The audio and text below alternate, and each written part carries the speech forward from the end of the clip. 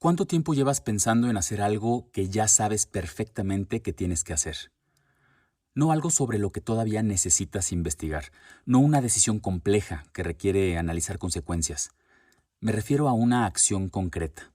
Hacer una llamada, mandar una propuesta, solicitar una cita, empezar a hacer ejercicio, abrir un documento, tener una conversación, presentarte en algún lugar, dar el primer paso. Sabes qué tienes que hacer, incluso sabes cómo hacerlo, pero no lo haces. Y entonces aparece una pregunta incómoda. Sí, ya lo sé, tengo que hacerlo, pero ¿por qué no lo hago? En ocasiones el problema no es la falta de información, no es la falta de capacidad, ni siquiera es la falta de tiempo. A veces el problema es que nos permitimos pensar demasiado antes de empezar. Hay una metáfora que me gusta mucho: aventar el sombrero del otro lado de la cerca. Imagina que vas caminando y llegas frente a una cerca alta. Necesitas cruzarla, pero la observas, calculas su altura, miras los picos, piensas en la dificultad, te preguntas si podrás subir, si te vas a lastimar, si existe otra ruta, si conviene regresar mañana con una escalera. Y mientras más tiempo pasas frente a la cerca, más difícil parece. Entonces tomas tu sombrero y lo avientas del otro lado. Ahora tienes una razón adicional para cruzar. Tu sombrero está ahí. Ya no puedes seguir observando la cerca indefinidamente. Has creado un compromiso. Has hecho algo que te obliga a continuar. La enseñanza no es que debamos actuar sin pensar. Hay decisiones que requieren análisis. Hay acciones cuyas consecuencias deben evaluarse con cuidado. Pero también existen momentos en los que ya pensamos suficiente. Ya conocemos el problema. Ya sabemos cuál es la siguiente acción. Y seguir pensando solamente le está dando tiempo al miedo para que invente nuevos argumentos. Esto lo aprendí con mucha claridad cuando trabajaba como asesor de servicios financieros. Una parte fundamental de ese trabajo consistía en buscar personas con quienes yo pudiera reunirme. Al terminar una entrevista, podía pedirle a mi cliente que me recomendara a alguien que quizá estuviera interesado en lo que yo ofrecía. Y así conseguía nombres y teléfonos.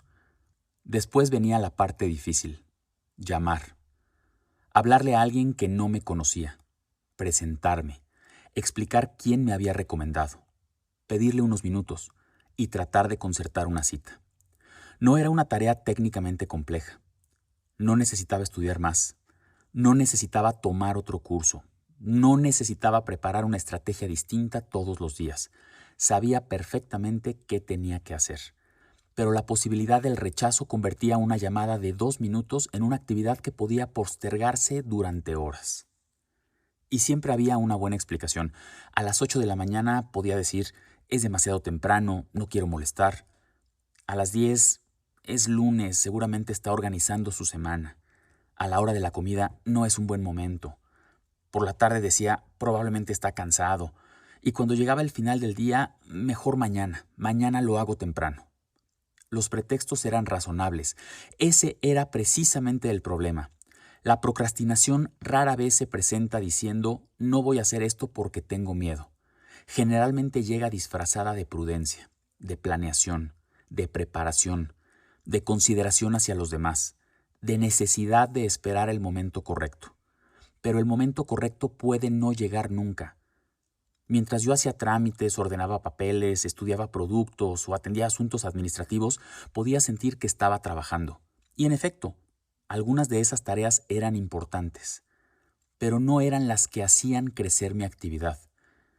Mi negocio dependía de estar frente a personas, y para estar frente a personas primero tenía que hacer llamadas.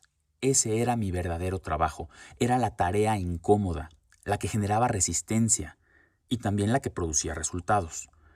Entonces desarrollé una técnica muy sencilla. La llamé llamar sin pensar. Preparaba una lista en una sola hoja, escribía el nombre de la persona, su teléfono y quién me la había recomendado. También construí una presentación breve que podía repetir con naturalidad. Un guión, le llamábamos. Y cuando llegaba el momento de trabajar, no me permitía volver a analizar si debía llamar o no. Esa decisión ya estaba tomada. Simplemente tomaba el teléfono, marcaba el número y dejaba que empezara a sonar. Ese era mi sombrero del otro lado de la cerca. Una vez que el teléfono estaba sonando, ya no tenía que decidir si haría o no la llamada. La llamada ya estaba ocurriendo. Solamente tenía que esperar a que alguien contestara. No desapareció el miedo. No desapareció la posibilidad del rechazo. Lo que desapareció fue el espacio en el que yo podía construir pretextos. Y esa pequeña técnica produjo resultados. No porque tuviera yo los clientes más grandes. En muchas ocasiones necesitaba hacer varias ventas para alcanzar lo que otro asesor podía conseguir con una sola operación. Pero la constancia empezó a acumularse.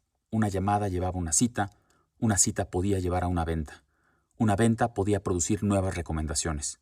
Y las acciones pequeñas, repetidas de forma consistente, fueron construyendo el resultado. Con el tiempo entendí que una parte muy importante del trabajo consiste en identificar cuál es ese pequeño número de acciones que verdaderamente nos producen la mayor parte de nuestros resultados. Podemos pasar un día entero ocupados y no haber avanzado en lo esencial. Podemos contestar mensajes, acomodar archivos, cambiar el formato de una presentación, revisar nuevamente una propuesta, leer otro artículo, organizar el escritorio y terminar agotados. Pero ocupación no siempre significa avance. Hay tareas que nos permiten sentirnos productivos porque son sencillas y seguras, y hay otras que evitamos porque nos exponen. Nos obligan a pedir, a ofrecer, a equivocarnos, a escuchar que no, a mostrar nuestro trabajo, a reconocer que todavía no somos perfectos. Muchas veces esa tarea incómoda es la que se encuentra más cerca del resultado que queremos.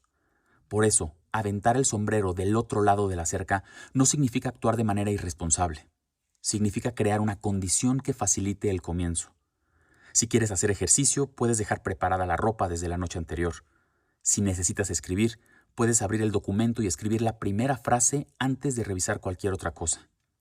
Si tienes que pedir una cita, puedes redactar el mensaje y enviarlo antes de permitirte corregirlo 20 veces. Si debes tener una conversación, puedes agendarla.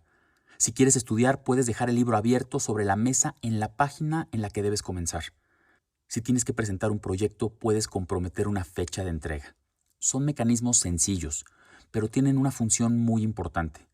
Reducen el espacio disponible para negociar con nosotros mismos, porque hay una parte de nosotros que quiere avanzar y otra que quiere evitar la incomodidad. Si dejamos que ambas discutan durante demasiado tiempo, la comodidad suele tener argumentos muy convincentes. También debemos reconocer que no todo puede resolverse de esta manera. Hay momentos para detenernos. Hay decisiones que no deben precipitarse. Hay tareas que quizá no valen la pena. Y hay situaciones en las que la resistencia puede estar tratando de advertirnos algo importante. El criterio consiste también en distinguir. ¿Estoy evitando esta acción porque todavía necesito pensar? ¿O estoy diciendo que necesito pensar porque en realidad no quiero enfrentarla? No es lo mismo. En el primer caso debemos analizar. En el segundo, quizá necesitamos aventar el sombrero. Piensa ahora en una tarea que llevas varios días, semanas o incluso meses aplazando. Una sola. No hagas una lista de 20. Pregúntate, ¿sé ya lo que tengo que hacer? ¿Tengo la información suficiente para dar el siguiente paso? ¿Lo que me está deteniendo es un riesgo real o la incomodidad de empezar? Y después busca una acción tan pequeña que puedas realizarla hoy. No terminar todo, empezar. Hacer la llamada, enviar el mensaje, abrir el archivo, poner la fecha, dar el primer paso. Porque hay tareas que se vuelven más difíciles cada vez que las pensamos y un poco más sencillas cuando empezamos a hacerlas. Si quieres conocer más sobre este proyecto, puedes visitar criterioparaLaVidaReal.com. Pero por ahora, identifica tu cerca. Mira qué hay del otro lado. Y cuando sepas que es momento de avanzar, toma el sombrero y aviéntalo. Esto es Criterio para la Vida Real. Pensar mejor, decidir mejor, vivir con más sentido.